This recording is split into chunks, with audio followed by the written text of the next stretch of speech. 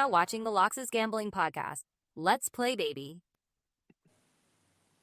Hey, hello. Welcome everybody to the LOXS Gambling Podcast, where we obviously have the locks.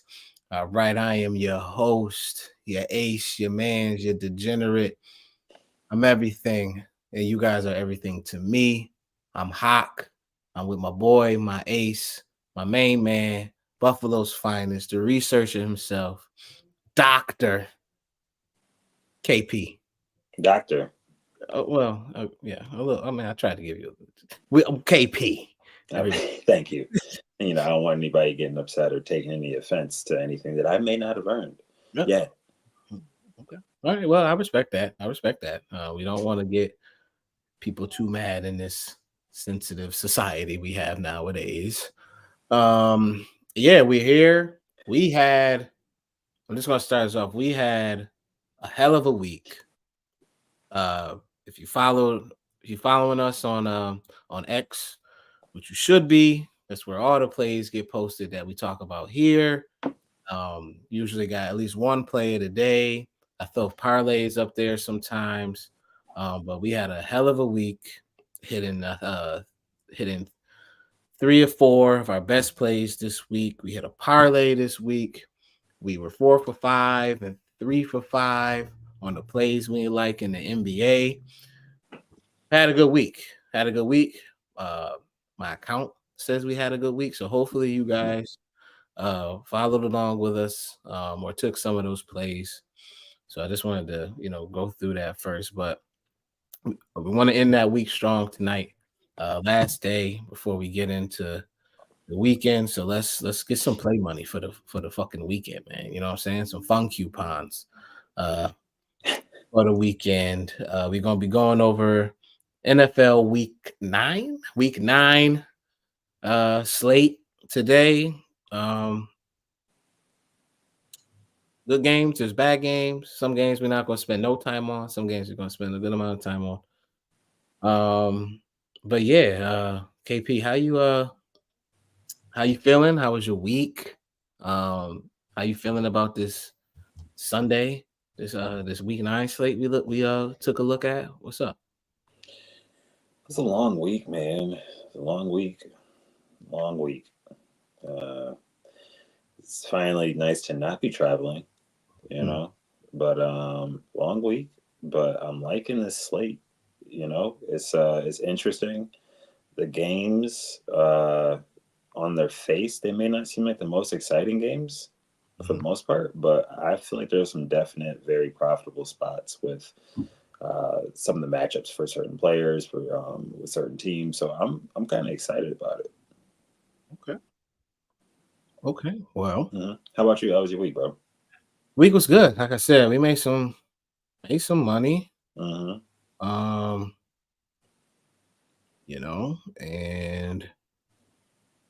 that's all we really can do. And sorry, I was just checking. I had to get my sheet. But yeah, I had a good week, man. I mean, made some money. Hopefully, I want to keep it going. Bought some stuff that I need. It's always better when it's free. You know what I'm saying? Kind of when it's free. Like I won, so we won money. So like, man, I was like, okay, that cost $200. That cost this amount of money. And I just had it. Like I just had it. Boom. I didn't have to spend any of it. Is my money, but not my real money. So that's usually how I spend my winnings. If I come up a couple hundred, just buy something that I need or want. It's basically like life is free. So I'm feeling good, but let's get into this slate. I'm already gonna start with a game that we're not gonna spend, I don't think, much time on. At least I'm not. But we got 1 p.m. Patriots taking on the Tennessee Titans. Horrible. Titans in at -3.5, -170 on the money line. The total is sitting at 38 with the Pats at +142 on the money line. Kev, anything about this game that you want to touch on? Because I don't. I love the rushers from Tennessee, which is entirely in flux right now. Tony Pollard, he hasn't practiced all week. I think he may have practiced in a limited capacity today. I'm not sure. Tyjae Spears has already been ruled out, and the Patriots are one of the weakest against the run in the NFL. So if Tony Pollard's in, if it's going to be Chestnut that's going to be in the backfield, I don't care. I like their over.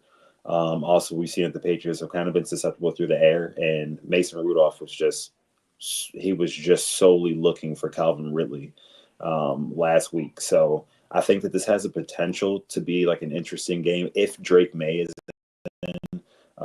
We know what we're going to get from Jacoby Brissett. He's just a stopgap. I don't think Drake May's playing. He's questionable right now. Yeah, so he's questionable in the concussion protocol. But I think this could be if Drake May is in. I think this is a more interesting game to watch than what people might be. But I'm all in on the rushers from Tennessee. I don't care who it is. But that's I love that. That's one of my best plays for the weekend. Actually, whoever the rusher is in that Tennessee game. For Tennessee. Yeah. Okay. All right. Well, I think this is a horrible game. Like I said before, I might ride with you on the Russian just because I think 38's high for this game. Who's scoring in this game? Like who? The Patriots did put up 25 points last week versus the Jets. And the Lions just put up 50 plus on this Titans defense. Not to say that the Titans defense is bad, and the Detroit's their bag is deep when it comes to play calling. But if Jacoby's in there, nobody's getting there. Lions offense to the New England Patriots. If Jacoby's in there, nobody's doing anything. It all is reliant on Drake May because he actually has the ability to make some plays. Jacoby Brissett is not really doing that. Well, I don't have much on this game. I don't care about this game. I understand. I'm going to say take the under, if anything. I don't care who's playing. It could be Drake May, Jacoby Brissett, Mason Rudolph, Will Levis. I don't care. I don't see points scored in here. So, I mean, that's just a feeling. So, I'm going to move on from this game. Next game, I like this game, though. 1 p.m. here on the East Coast. Wait, we're not on the East Coast. We are on the East Coast. Los Angeles Chargers versus Cleveland Browns. Gross. No, I like it. Chargers sitting at because you love Jameis. minus one on the money. Minus 118 on the money line. The total is sitting at 42.5. I like this game. I really do. You know, I love Jameis. And Jameis is showing me something. It's been one game, but we know what Jameis is going to do, and he's going to keep doing it. So I'm going right back to the well here. I like Tillman. I like his receiving yards this week. I believe they are sitting at, let me just double check this for you before I tell you. 45.5. 45.5. There we go. I love that. I like I said, Jameis is just going to throw the ball. He doesn't care who's back there. He doesn't care who it is, what defense you're running. He's going to throw the ball. I think the Chargers. I think it's going to be a close game. I like Herbert. I think Herbert's going to have himself a game today. I think Ladd McConkey is going to have a game during here. But I just think the Browns, and I love Nick Chubb is also something I'm looking at too. Well, with the Browns, I think anytime touchdown for him this game I'll definitely be putting that in this weekend on a ticket. But I like I'm not going to say the Browns will win. You know, fuck it. Give me the Browns. I'm taking the Browns. I wouldn't be surprised if they win. I'm taking the Browns in this, man. I think Jameis, I think he getting a little smarter. I think whatever that little transition he had where he found God or he turned to the Mormons or whatever, that change he did, where now he like this motivational like speaker, like your face. But I'm telling you, bro, he looked good last week. He didn't look good. He did what Jameis does. But didn't he look good though? And he also threw against the 32nd rated defensive passing defense. The game should have been over. They shouldn't have had the opportunity to throw that touchdown pass to Cedric Tillman, which I was happy about because I picked him up in FanDuel because I know the type of profile of pass catcher that he likes looking for. I saw Cedric Tillman. I was like 6'3" and fast. That's just Brashad Berriman. That's just whoever else he's ever thrown to. He loves throwing that pass, and he loves that type of person. I was so glad that nobody else had him in our group. I was like, oh, you stupid Zaps. I think this Cleveland team is live. I'm not gonna lie. I like him. I'm going with him. I think Jameis has himself another game. His line's at 244.5. I'm not going to touch that, but I will take Cedric Tillman. Like I said, that line's way too low with Jameis back there throwing the ball. I think all the right receivers for Cleveland is live. So I like Elijah Moore a lot in this spot. Yep, Elijah Moore. That's a great. I think his line's low. I believe still low compared to what it should. It's like 37, 38 and a half. Yeah, like that. Jameis. Yeah, like Jameis doesn't care who he throw the ball to. Is what I'm trying to say. Like he doesn't care. I think everyone's going to get their fair share of touches this game. So I'm loving Elijah Moore. I'm loving Cedric Tillman. I'm loving all those yards. Take the over on the Cleveland receiving yards. But Elijah Moore and Tillman, that's what I'm going with. You? Anything on this game? No? I like Elijah Moore. I like Lad McConkey. He's really coming into his own. And the Browns have surprisingly been letting up some receiving yards to the number one options on the other team. And I like Nick Chubb's rushing line a bit. It's at 52.5. That's really low. It's his second. This is his third week back at this point. He was in his second week. He got 16 rushes versus the Baltimore Ravens, and I believe he had I can't remember right now. It was either 52 or 56, somewhere in that range, off of those 16 carries versus one of the top-rated rush defenses in the league. The Chargers are not as strong up front with the rush defense as the Ravens are. I think that Nick Chubb definitely hits that 52.5 line. I'm probably going to get some action on that before they're rated 9th right now. The Chargers? Yeah, allowing 111 yards per game. I'm not worried about that because when I looked at the trends of the types of rushers that they've gone up against, and their yards per carry allowed is sitting at 4.6, which is 23rd. That figure is probably updated a little bit. I don't know if it's a little bit higher or a little bit lower, but I know that they're sitting in that lower echelon in the league in terms of yards allowed per carry. And like I said, Nick Chubb got 16 carries in his second game back. They're only going to ramp him up more and more, try to rely a little bit more on that run game because we know what can happen when you live and die by Jameis, So I think greatness, but go ahead. Yeah, I think 52.5 is a lock. I'm not worried about that at all. And his snap. I don't know if you've seen the snap percentage. It's been going. First game back, obviously only 36. Last game went all the way up to 61% of the snap share. So I only imagine that number to go up as he gets back in the swing of things. And he, like you said, he had 52 yards last week, just off a 60% snap percentage, and against a good Russian defense. So yeah, he honestly should soar over this number. It only take him to break one. He breaks one, he's going to fly over this, probably in the 80+ range. So. Yeah, absolutely. That's why I love that. And I also love some of those alternate ones where like you go over that, take the 60 yards, take the 70 yards. I would go up. I would feel confident going. I would feel confident going to 70. Like I still have full confidence with that figure at 70 yards in this game. I'm not sure what it's looking like. Let me pull that up quickly just so we can get like a nice concrete number to know exactly what that 70 would look like with this alternate rushing. It's a plus 210 right now. What's +8? What's 80 plus? I'm taking round 80 robin. Is 320. Oh yeah, that's going on the round robin this week. Nick Chubb, let me save that right now. Nick Chubb, ladder up 320. Yeah, it's in the round robin this week. We like Nick Chubb this week, y'all. Nick Chubb, Elijah Moore is the takeaways from here. You want to get crazy? Some Cedric Tillman, and you can do some Njoku if you want. You can throw some Jameis passing yards, and that's for me though. Don't Kevin on, but Elijah Moore is our takeaways from this game. All right, next game, Saints Panthers. Saints are sitting at -7, -340 on the money line.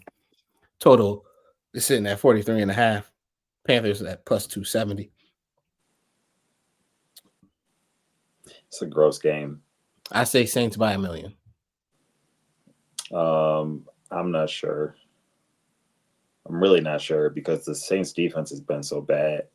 But no, the Panthers are the worst team I've ever seen in my life. They're not good. They're not good. The Panthers have not shown me an ounce of courage or anything that makes me think that they are a decent NFL football team.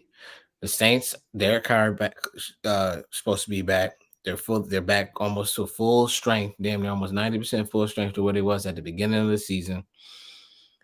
I think this is it don't even got to be a get back game for the Saints. Like, okay, boom, they about to go on the run. But I think this is like that game where they come in and they just pummel this to make a statement. Derek Carr back.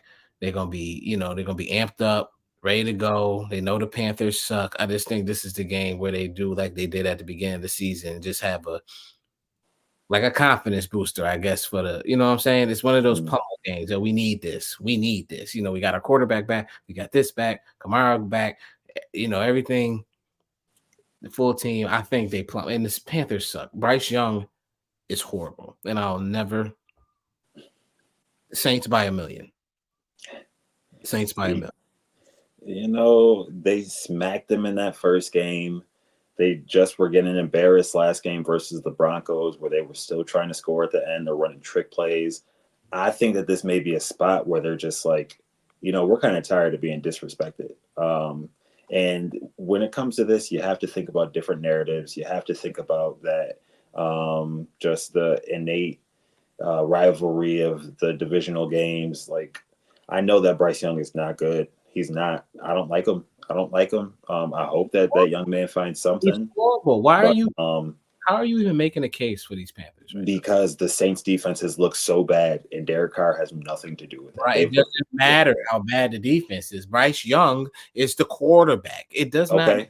He looked a little better last week, in all honesty. He threw 2 touchdowns. It's just like your boy Jameis, the 30 for 30. You love him so much. He also was 24 for 37 and threw for 224 versus the Denver Broncos. 3 touchdowns. Threw for 224 against the Denver Broncos, 2 touchdowns, and had 13 incompletions. The Broncos defense is good. Exactly. Yeah, what are you saying? He threw for 224, 2 touchdowns and 2 picks versus that Broncos defense. I'm talking about, this is Bryce Young. This was last week. The Saints defense is missing Marshall. Yeah, they're missing Marshawn Lattimore. They're missing McKinstry. They're missing pieces off of the already depleted defense. Doesn't matter. And they're playing at home. I'm just saying, I would not be surprised if they keep this game within 7 points. I would not be surprised. So you're taking the Panthers +7? I wouldn't be surprised. I'm not touching it. I'm not touching it at all. No. Take the Saints by $1 million. Next game. Okay. This is crazy. Okay. Saints by 100,000. And Taysom Hill anytime touchdown. You're going to toss that in there and move on? No, if you're taking anything, take Alvin Kamara's rushing yards. It's at 71.5. Taysom Hill anytime touchdown. And rewind this. I can't wait till next week or Sunday when Alvin Kamara rushes for 127 yards. You do a team and you got Taysom down there and you pick. Remember, I had him. I know you was tight when you seen I had him. He scored twice that day. I know you. I was on the phone and I said, "Yo, Kev is probably going," because I said I've been so many times. This would Taysom Hill. I'm never losing. I'm never losing on a Sunday ever again. I'm marking my words. I'm never losing again. I was dying. But anyways, never losing again. Oh, hometown team. Let's do it, baby. Bills, Dolphins. Bills, Dolphins, and Dolphins.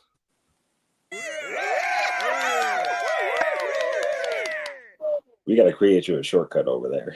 That's a fact. I'm still getting used to this, y'all. But the Bills, Dolphins, Bills are sitting at -6, -270 on the money line. The total is sitting at 49.5. Dolphins +220.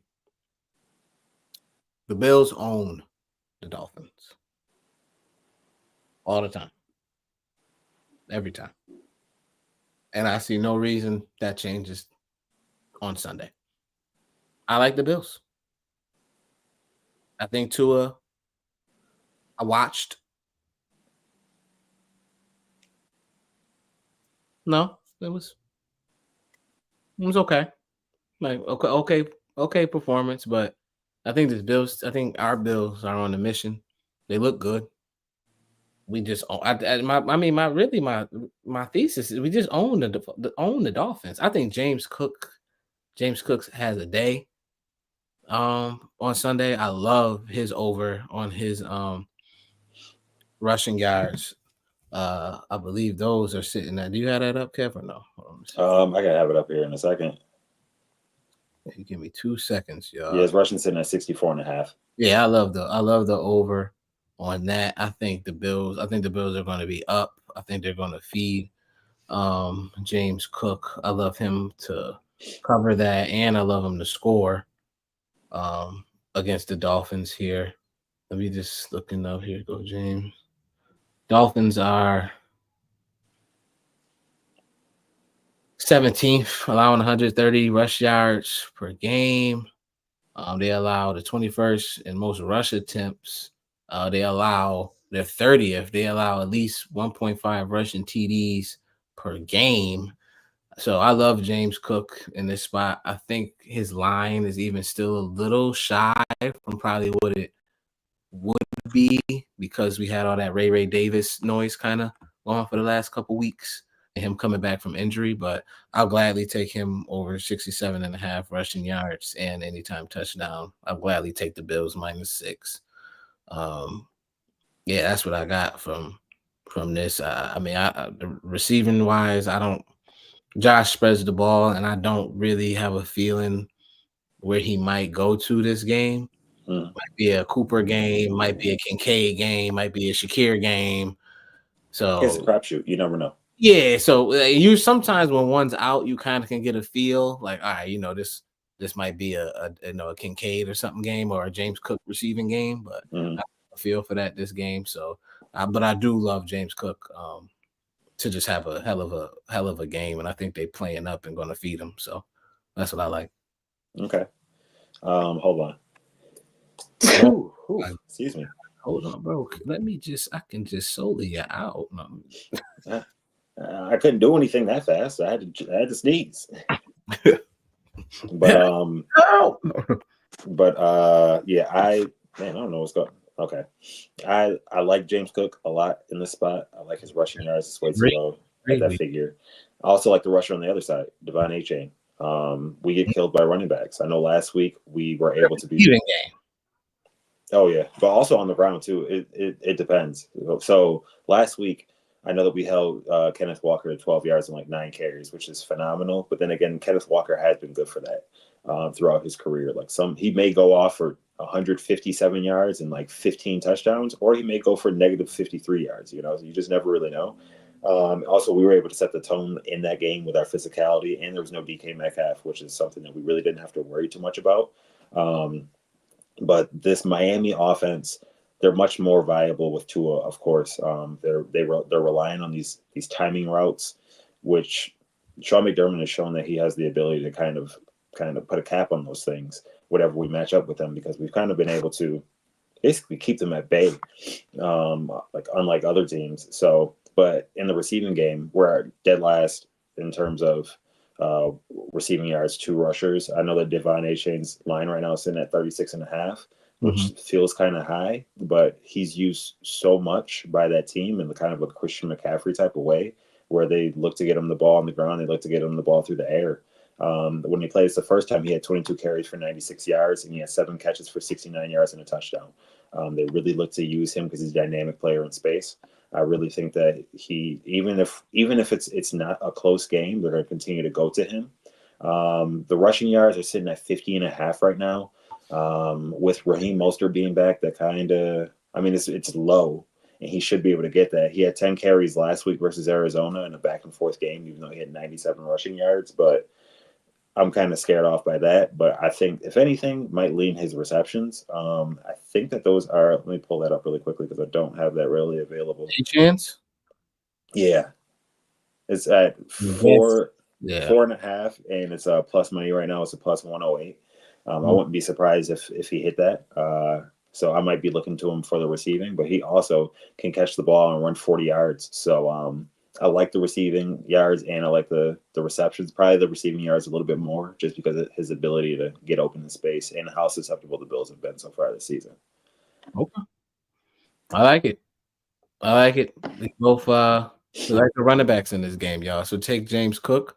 Look at some Devon Achane. I guess we can go receiving and or rushing yards with him, or do the combined yards. Whatever. Yeah. I would take a look at his combined yards. That's probably the better way to go, because I do see him being heavily involved in both the receiving and run game against the Bills, because that's where we lack, and so does the Dolphins, like I said. So, but it's all gonna come down to more firepower, and for some reason, the Bills always have that when we facing these Miami Dolphins. Good for us, though. Next game, hate this game, but got to talk about it. 1 p.m. Dallas Cowboys taking on Atlanta Falcons. You hate it? Yeah, I hate it. Falcons at -3.5, -175 on the money line. Total sitting at 52. Cowboys plus 145. Well, I hate it. So why don't you? Is it possible to hate a game that's sitting at a 52-point total? That's nuts. I love it for fantasy purposes, but betting, like, I don't bet on the Cowboys. So I mean, I'm like, I won't bet on the Cowboys, because I don't believe in anything the Cowboys do, and I don't believe in Dak, and I don't believe in Zeke Elliott. I don't believe in Rico Dowdle. I don't believe in any of them. You know whose name I didn't hear you mention? I believe in CeeDee Lamb, but Okay. I don't believe in Dak. And the only way CeeDee Lamb works is if Dak works, and Dak don't work. You So know who he does try to work too, though? CeeDee Lamb. I mean, his stats not. He had 36 fantasy points last week. About time, Kev.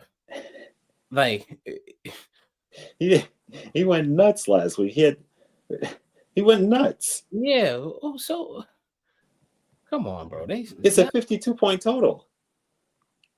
So what are you saying? I'm just saying that. What do you like? Then tell me what you like in here. Like, you sound like you about to give out a CeeDee Lamb over 85.5 receiving prop line.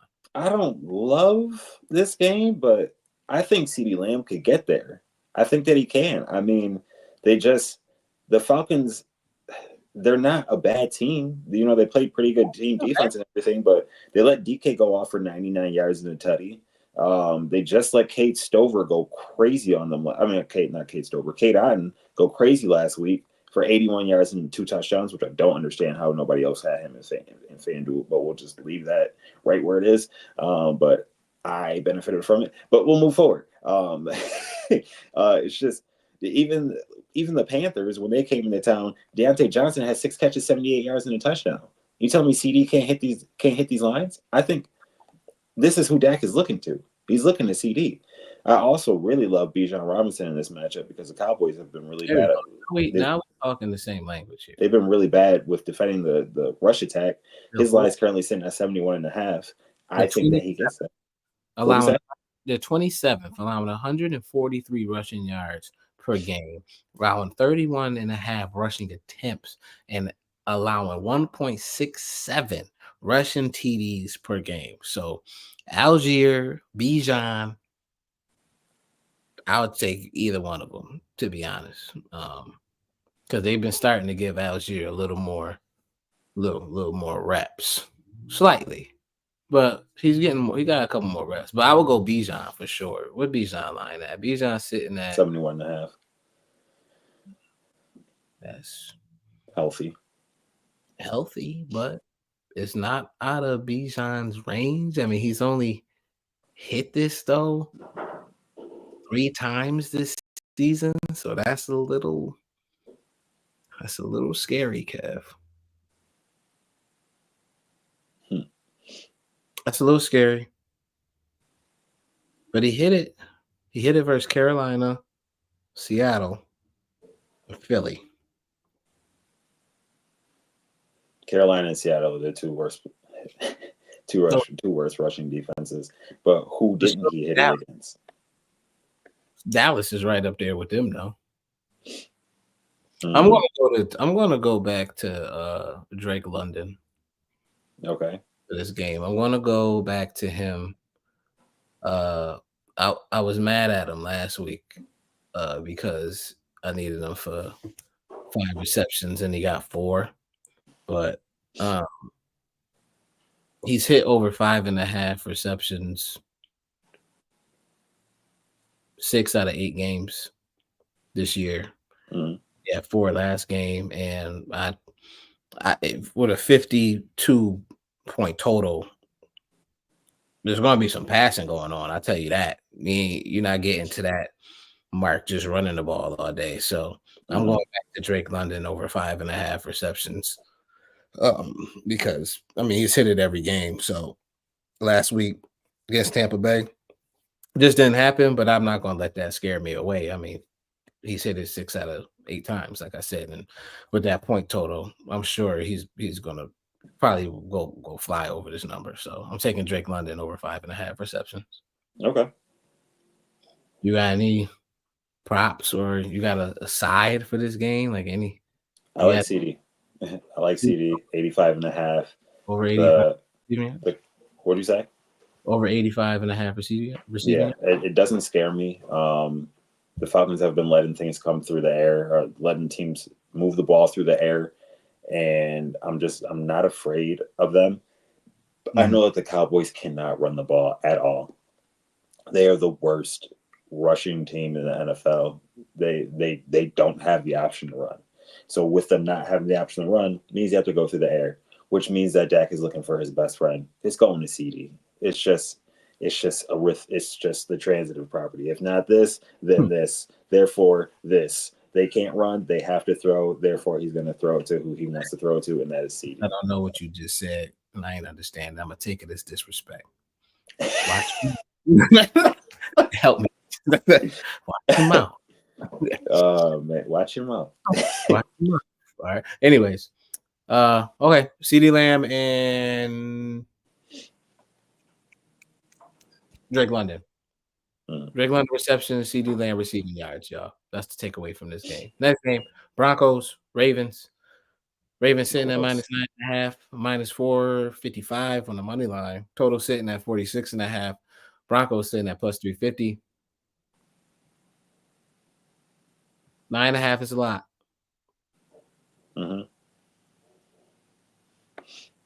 I wouldn't mind taking the Broncos +9.5 in this spot. This is such a gross game. I don't want to take it. Yeah, that's what I'm saying. Like, I don't want to take it, and I'm not going to take it. I just want to put that out there to everybody. I'm not going to my FanDuel account or to Seneca Creek and putting my money on Broncos +9.5 versus the Baltimore Ravens. But it is a feeling. It is a feeling. It'll be a nice teaser, I believe. So if you guys like teasers, if you want to get that up to 14, 15.5, something like that, I like that a whole lot better. But I'm not taking +9.5. I'm going to stick to what I know happens in this game, and that's Lamar Jackson running the ball. I think that's as simple and safe when it comes to this game as possible. His line sitting at 45.5. He has only not hit.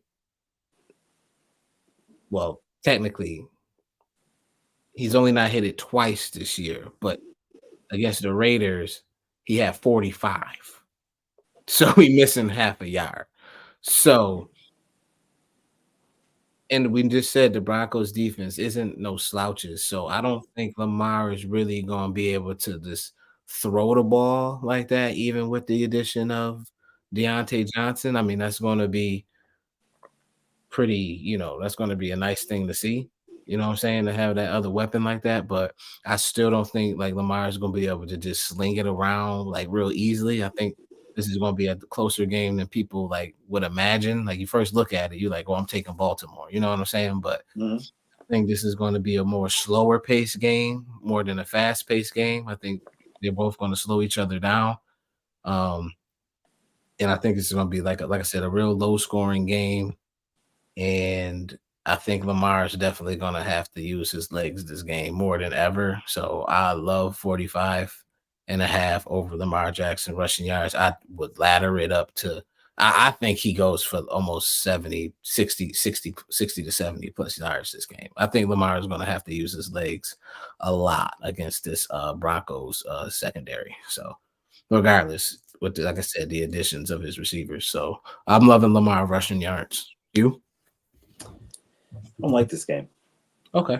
It's gross. It's hard to predict. Like on his face, when you look at it, you know that the Ravens are the bottom tier in terms of pass defense. But Bo Nix, like, am I going to trust him to get the ball to those receivers? We also know that they can't run it all in this game. So that's the only thing that. Don't do that. Bo Nix not bad. I'm just saying he's a rookie quarterback, and I'm not trusting. I don't want to trust that. Do I trust that he gets the ball to Cortland Sutton for 51.5 yards? Do I trust that he gets it to Low Jordan Humphrey for 26.5? Do I trust him to get it to Troy Franklin for 22.5? I don't know. I have no idea. What I do know is that they cannot run the ball. They cannot run the ball. Javonte Williams is terrible, and this Ravens defense is top tier, top 2 rushing defense in the NFL. Javonte's line is sitting at 35.5. He has screwed me over so many times with me trying to give him a chance. I would take his under. I'm not taking Javonte Williams. Okay. It's sitting at 35.5. I would take it. He is really bad at running the ball. He's really bad at it. He's really bad at it. I would not be surprised. And I think that the Ravens are going to be winning. So the Broncos they're not even going to be looking to his workaday talent in the backfield. If anything, they're going to, I can't touch a 36.5 rushing prop from the starting running back. You must not know Javonte. He gets attempts too. How many attempts does he average? Because I do know him. He averages 11 attempts per game, and his line's at 36. Half. You might as well have Ezekiel Elliott back there. No, you need to release him.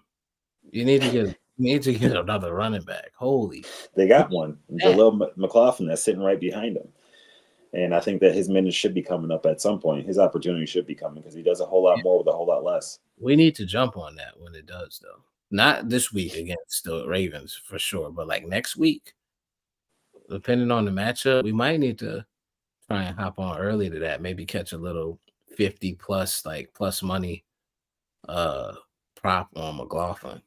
If they prop him out, it seems like they just been. They didn't prop him out. They probably will. They probably will tomorrow. Tomorrow. It's still only Friday. So Javonte has been so bad. Yeah, he's so bad. He's terrible. Yeah, he didn't get to 50 rushing yards versus the Carolina Panthers. Yeah, but he 17 attempts. He did have a 77, 61, 88. Yeah, but that 88 came against the Saints. And that's what I was telling you about the Saints defense being real trash this year. He rushed 17 times for 44 yards last week versus the Carolina Panthers. You gotta leave my Saints alone. You know I like the Saints. Anyways, what's the takeaways from this game? What we say? Gross. Lamar Jackson. Lamar rushing. That's a lock. Lock that in. We're like, he lucky. I need a shortcut for this, but just lock it in. And then Javonte Williams, if you want to get spicy, under rushing yards. Real quick before you move on. Bo Nix rushing yards? No, not touching it. Okay, moving on. Raiders, Bengals, 1 p.m. Bengals are sitting at -7, -325 on the money line. Total is sitting at 45.5. Raiders plus 260. You want to go? Me? You? There is really one thing that I like from this game, and it's Mike Gesicki receiving. He had a day last week while T. Higgins was out. I think he has a day again this week. His line is currently, what's his line currently sitting at? Who are we talking about? Mike Gesicki. Oh, Mike Gesicki. Okay. Yeah. Let me pull this up really quickly. I believe his line's currently sitting at 29.5. I'm taking that. I'm taking it. The Raiders have been pretty stout against the run here recently, and they just allowed Travis Kelce to go pretty bonkers against them. I think Mike Gesicki is going to – everybody's going to be paying attention to Jamar Chase, and I think that Mike Gesicki is going to have these openings. The rush offense for the Bengals is kind of weird. They got Chase Brown and Zach Moss back there. I think that Mike Gesicki really showed what his skill set can do or how it can help a team last week. And I think that it shows itself again this week with T. Higgins officially ruled out earlier. So I really like Mike Gesicki to get that 30 receiving yards. Okay. Okay, I like that. Yeah. Yeah, I'm looking at the data. Yeah, I like it. I'm a little torn here. My heart wants to say take the Bengals in the spot to just destroy the Raiders, but the Bengals haven't been the Bengals I'm used to knowing this whole season. So I don't want to jump the gun there and just bet with my heart. That's not smart. But I want to bet the Bengals -7 because I think this Raiders team is completely depleted. But I still saw a little fight in them, which is kind of making me a little worried. And the Bengals aren't that good. So I do like Jacoby Myers, though. His receiving prop right now is at 54.5.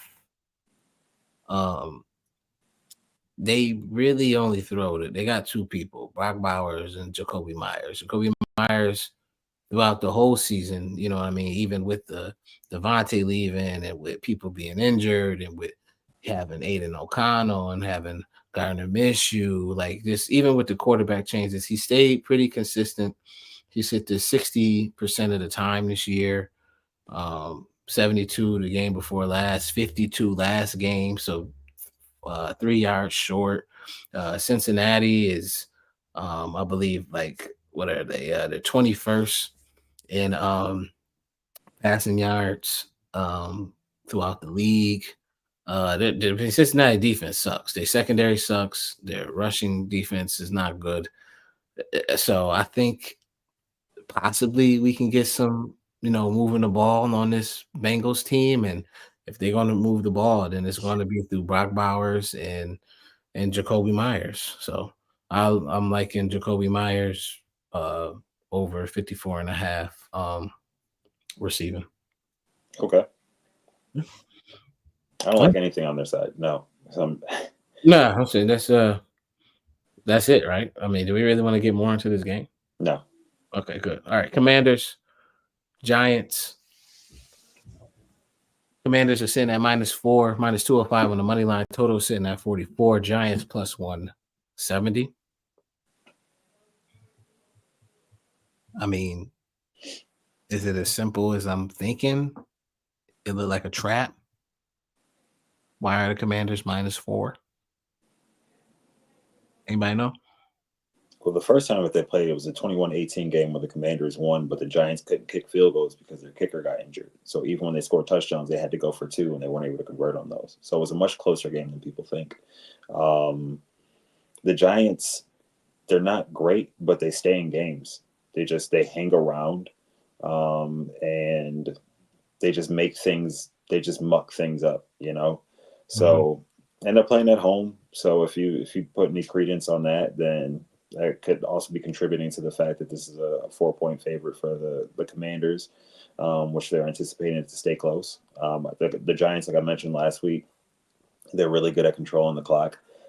They just muck games up. That's just the way that they go. I'm not going to pick a side on anything here, but I really like the rushers on the Giants side. Tyrone Tracy cleared his concussion protocol earlier. I think that whatever his line is at, I'll take it. I don't know if it's sitting up there yet, but the Commanders have been, the line's not up there yet, but the Commanders have been really weak with their rush defense. And I think that Tyrone Tracy has really been a revelation for this team. And the thing about it is that Devin Singletary wasn't even playing that badly before Tyrone Tracy stepped up.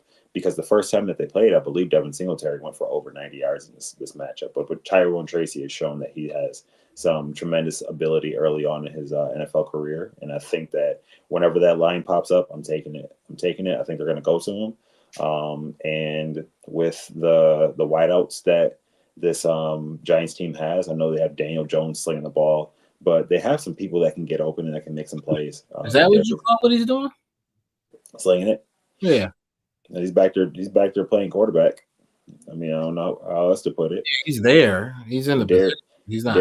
Darius Slayton almost had a 100-yard game last week. We know that Malik Neighbors is there, and they have the ability to stay in games. I'll just put it that way. Like I said, I'm not choosing a side, but I really like whatever rushing prop shows up for Tyrone Tracy in this game. Yeah, they do. I'll give you that. When you look at their defensive ratings, they're, like I said, they're not bad. I mean, 6 in passing yards allowed. Rushing, they're bad. 25th, allowing 138 rushing yards per game. 71% passing completions. 5.4 rushing yards per carry. I mean, they do stay in games. Just looking at their box scores too, but I don't want to touch this game. I don't want to touch this game. I don't know how Jaden Daniels is feeling. One off a crazy Hail Mary play last game. I don't know if he's going to run as much as he did in the beginning because he might be still a little banged up. So I don't want to bank on him running. I don't want to bank on Daniel Jones, even though I know he's going to try and hit Malik Neighbors. Maybe some more Wandell. I don't know. No, I don't like this game. So if that's all you got for it, let's just move. Don't put yourself in that game if you don't have to. If you want to, you can, obviously, but I wouldn't. One more thing about this game, the rushing on both sides is kind of enticing. Not so much Jaden Daniels because I'm not exactly sure what the situation is with his ribs. But like I mentioned about Tyrone Tracy with the Giants, in the first game, Brian Robinson for the Commanders had 17 carries, 133 yards. So, and the Giants have just been allowing people to just kind of run all over them. Last week, who did they play? Last week they played the Steelers. Najee Harris hit his line in the first half. They let Saquon go nuts. Yeah, they let Saquon go nuts on them in that blowout win. So I like the rushers on both sides. Both sides are susceptible up front to the rush. Okay. Even Slate, almost there. Bears, Cardinals. Yeah. I got nothing here. Okay. I have nothing.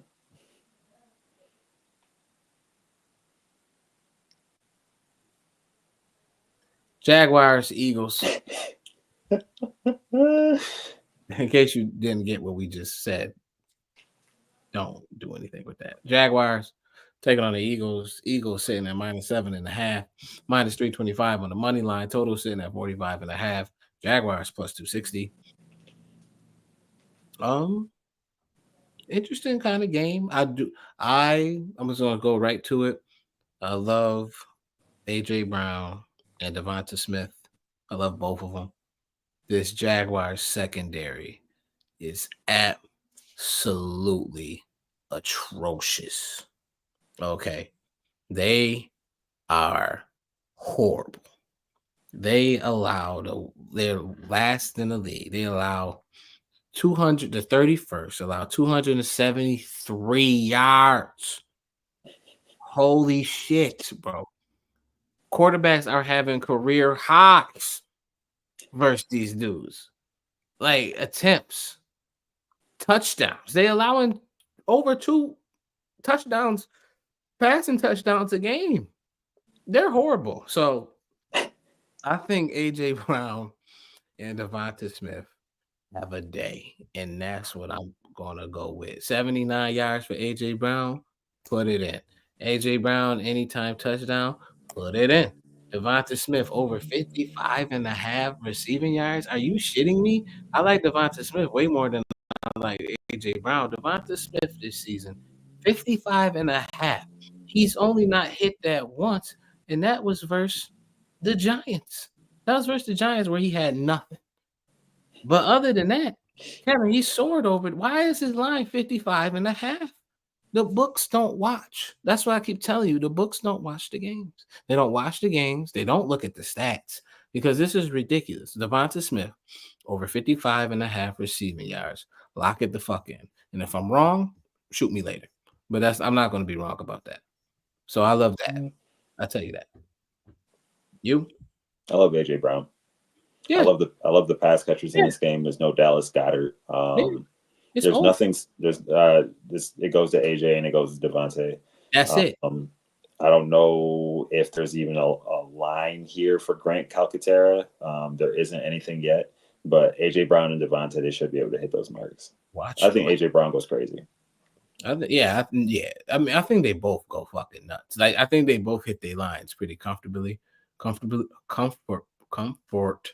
I'm done. Yeah, when you slow it down, it's harder to say comfortably. Yeah, so comfortably. I'm done trying to say that. But I love. I like the Eagles too. If the Eagles play even somewhat of a resemblance of how they used to play, and Jalen Hurts can actually like beat Jalen Hurts again for a smidge, they will destroy this Jaguars team. But I'm going to stay away from the side. But I do know that AJ Brown and Devontae Smith should tear this Jaguars secondary up. So that's what we got for that one, y'all. If you had me want me to pick a side, I'll say Eagles -7.5 because there's no reason they shouldn't destroy this team. Rams, Seahawks. Rams sitting at -1, -112 on the money line. Total sitting at 48. Seahawks sitting at -108 on the money line. I like this game. But you? It's an interesting game for sure. Not exactly sure what's going on with Puka. He re-injured his knee, the same one that took him out of the lineup and had him on IR at the beginning of the season. I don't believe anything about Puka ever again. So I think he's playing and he's going to get the first five catches again. I'm just saying that he tweaked that knee. They don't believe it's anything serious, but who knows? When it comes to these things that are the same knee, it could be interesting. But I don't care about anything in terms of receiving. I only really care about Kyren Williams in this game. He's not propped out for whatever reason. I don't know what's going on with that. But I know that when it pops up, I don't even see anything for anytime touchdowns here. They don't have any props for that game right now, so they must be waiting on some news on either Puka or something. But I think that Kyren, if you're one of those round robin bettors or anything like that, I think that Kyren Williams 2 touchdowns is something that is a very viable option. The Seahawks offense or the Seahawks rushing defense is atrocious. Everybody's going off against them. James Cook went for a day last week. He had like 101 or 111 yards on the ground and a couple touchdowns. Like, this is what people do. And the Rams look to get Kyren Williams the ball about 20 times a game. I think they should be able to run the ball down the Seattle team's throat. And if there is a healthy Puka and a healthy Cooper, they should be able to get this job done pretty easily. They're sitting at -1.5. I would take that as well over the Seahawks team with no DK Metcalf. Yep. I think go heavy on the Rams. Yep. I love the Rams in this spot. Definitely love them on the money line or the -1.5. I would take it up to Rams -2.5 if you can to get a little juice. I think that you can ladder it up as far as you want to go with that. I think the Rams definitely get in this game. I'm loving Cooper Kupp this game. I know I get it. Everyone says every week, Cooper Kupp, this is going to be it. This is going to be the Cooper Kupp game. His stats don't show a resemblance to what kind of receiver that he is this season. But I mean, I read some beat reports, and I feel like they were holding Cooper off. I don't think he ever was really like that injured. I think they was holding him off for the trade, and that just didn't go through. So they decided to keep him, you know what I'm saying, to prevent, use him as a trade piece. And I think now that it's settled, like Cooper, you're staying in LA, you're not going nowhere and everything. And I think they get, especially if Puka is banged up, again. As they say, like last time we thought he was banged up and had a limited snap count. He went for over 100 yards in the first 3 quarters. But if he is really banged up this time, I mean, you could throw on the Seattle defense all day. We've seen that time and time again. And I think Cooper Kupp has his day. So I'm taking him over 64.5 receiving yards. You'll never see that kind of line for someone like Cooper Kupp, depending on like when he's fully healthy, fully ready to go, fully committed. And I think this Rams team really takes a turn this week and makes a run. So I'm loving Cooper Kupp, 64.5 over receiving yards or his receptions. Either one. I think his receptions is the line's not up right now, but it's probably going to open at 5.5. And I'm taking Cooper Kupp over 5.5 receptions any day of the week. So Okay, that's what I like. all right. Where we at? Oh, Lions. Right. Detroit Lions. Green Bay Packers. Lions sitting at -3, -148 on the money line. Packers +124. Total sitting at 47.5. Malik Willis is playing. I don't know if we're positive of that yet. I think so. I don't know. Pretty sure they reported that Jordan Love was questionable. Yeah, but you saw that injury. I'm not too. It's groin, right? Yeah. Yeah. They got him listed as questionable currently. I can't remember. I wasn't really keeping track throughout the week whether he was practicing in limited capacity. I feel like he was, but I don't want to. I can't set that in stone because I'm not 100% positive. Mhm. So I'm not exactly sure what's going on there. I feel like you kind of got to wait it out a little bit more to see here. I don't really like anything from this game though. One, because the Lions spread the ball out all over the place. You really don't know who it's going to. If anything, it's going to be the rush attack for anything for me. And Jahmyr Gibbs has been having his time. But I don't really care about the Packers side. I don't. It depends on if Jordan Love is in, but it's the same thing. It was what I chose last week. I thought the safe pick was going with the passing yards, and then the only player I needed got injured. So it's just like, because I don't trust any of the receivers on their team. That's not to say that I don't trust their ability. It's just because of how small their share of the pie is and how unpredictable it is. I just stay away from it. So I Yeah. think it'd be a great game if Jordan Love is in there. But from a betting aspect, it's just there are too many cooks in the kitchen for me to put my money on something. Well, I agree with you that, but I'll give you this. I'll give you this. I'll give you two options, I guess, scenarios. If Malik Willis is playing, take his over rushing yards. I will say that. Because I feel like if Malik Willis is playing, they already know he's playing and they've been preparing all week.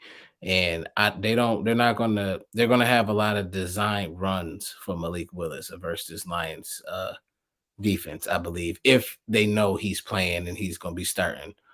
Or like they're not gonna just be like, okay, let's try Jordan Love, not giving Malik Willis no snaps right now. Like Malik Willis is getting snaps right now. If he's not, then we'll see Jordan Love play on Sunday. And then, like I said, we can look at those receiving props and everything again. But if Malik Willis is playing, you better bet your life I'm betting his rushing over, which is probably going to sit at, if I had to guess, I could pull it up, but 40, I would guess like 45.5 or something like that for Malik Willis on his rushing yards. Not up yet, but even if that, take it. He runs. They're gonna have design runs for him, and there's also, I think I saw it on DraftKings. I think there's a special there for Jahmyr Gibbs and David Montgomery to combine for 150 rushing yards. That's Rushing, interesting.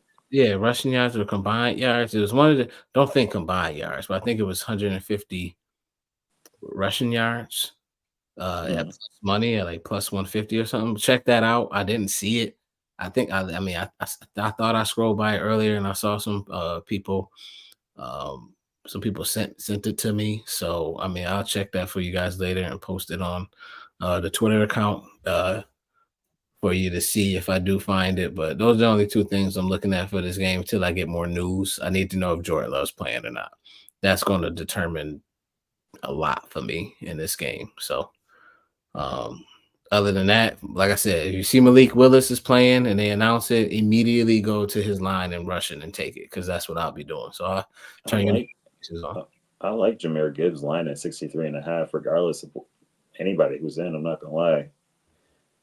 That's what I said. Like if I'm betting one of these teams, like I know that I'm going to the rushing of the Lions. I know that they have that Sonic and Knuckles of Jahmyr Gibbs and David Montgomery in that backfield.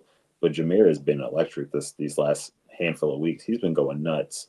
And the Packers have been very susceptible on the ground. I also think that the Lions should be able to win this game by a field goal. Is this a top running back duo of all time? Okay, let's relax. No, I'm just asking. Is it? They're a really good running back duo, for sure. Is that in the league today? This is the best we've seen in the last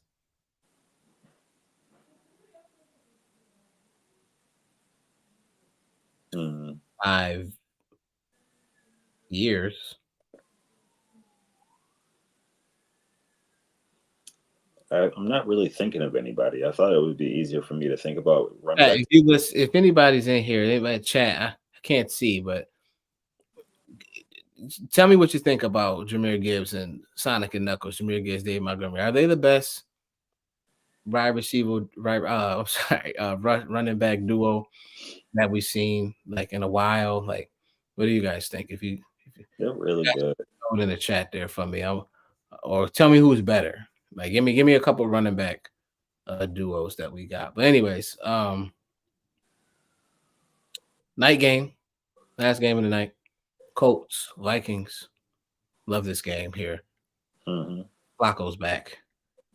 Totally different team with Flacco, with Jonathan Taylor back. But let me get through the line for that. Vikings sitting at -5, -225 on the money line.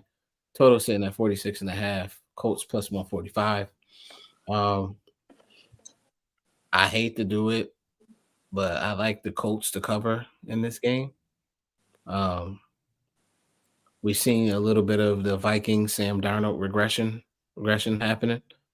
It was bound to happen. They weren't going to be on fire like that all season. It would have been nice to see it, but I think there's a lot of regression going. I'm just going to go out here and say this to everybody out there, and if you don't agree with me, I really don't give a fuck.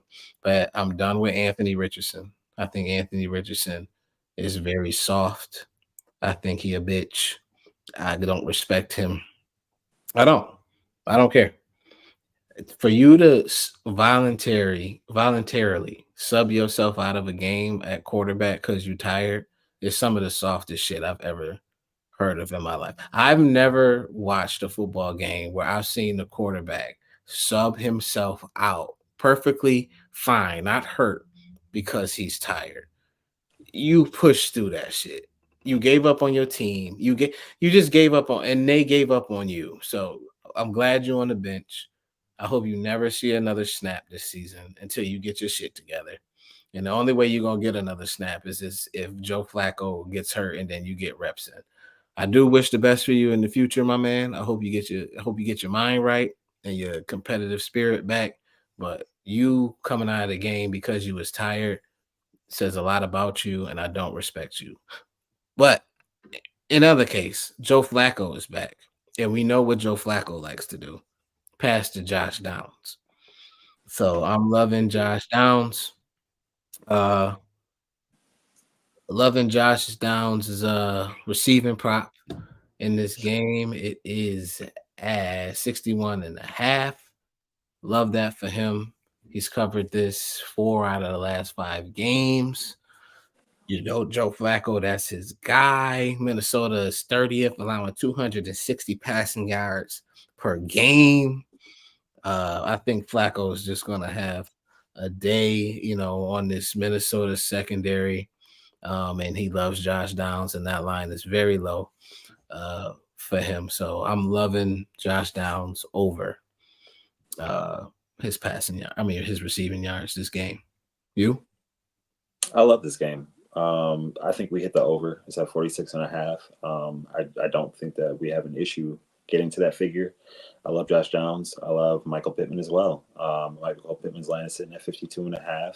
I think that he gets there. I think that one of the safer bets here is just to go with Joe Flacco's passing yards, and that's sitting at 235.5. I think that they go through the air in this game. I know that Jonathan Taylor is back and healthy, but the Vikings aren't.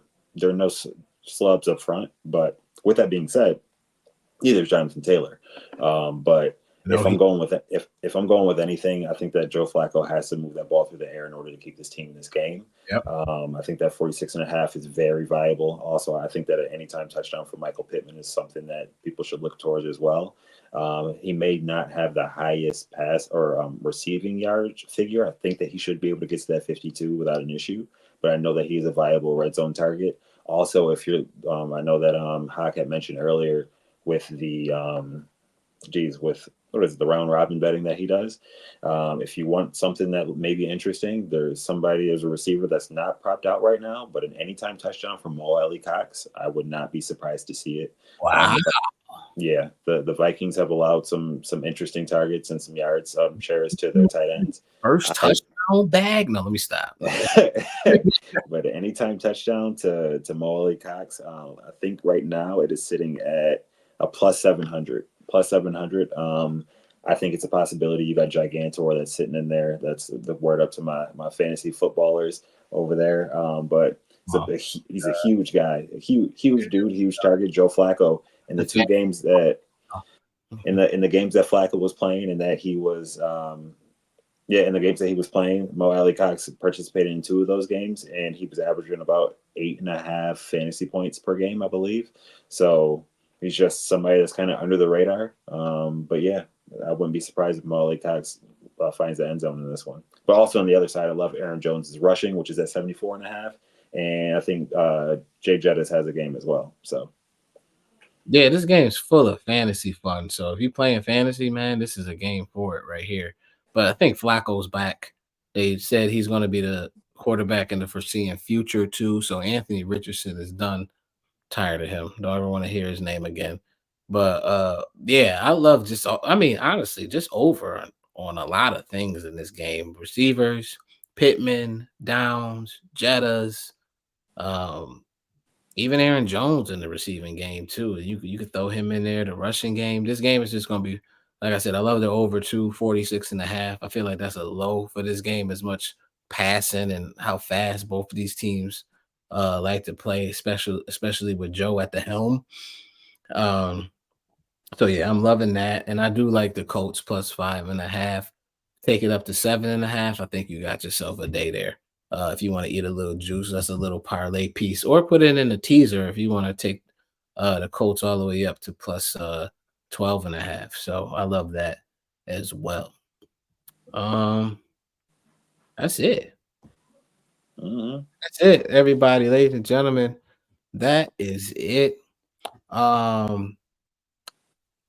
Take a look on the Twitter page right now, my X page right here. Follow me. If you don't, tell your friends about it. All of our content is posted for free. I want to make that very clear. Everything is free. We don't charge anything. We're just trying to make you guys money, like we said. And everything we tell you, we bet ourselves. Right now, up is my NBA best play.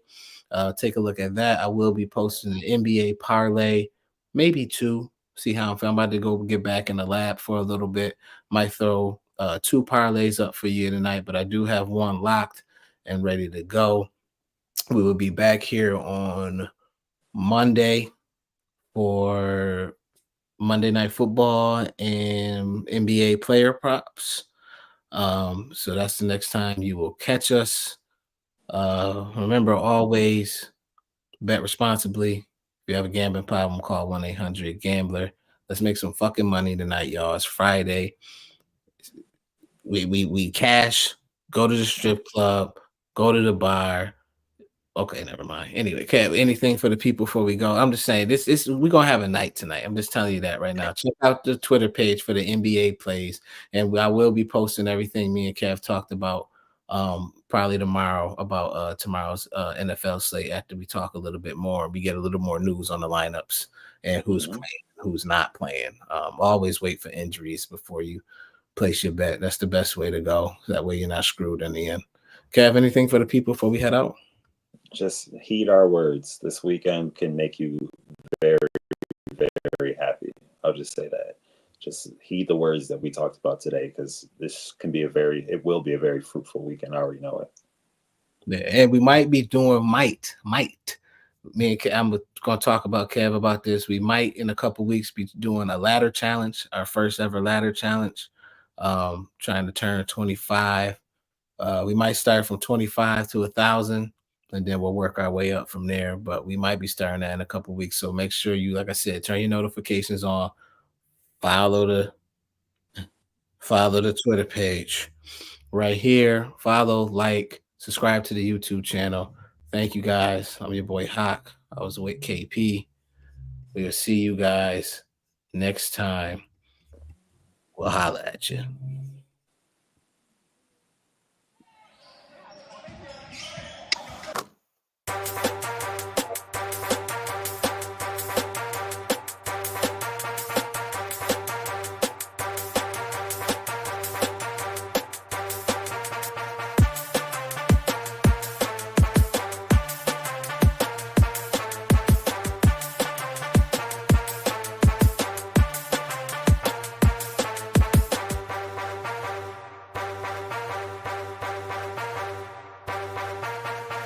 You are now watching the LOXS Gambling Podcast. Let's play, baby.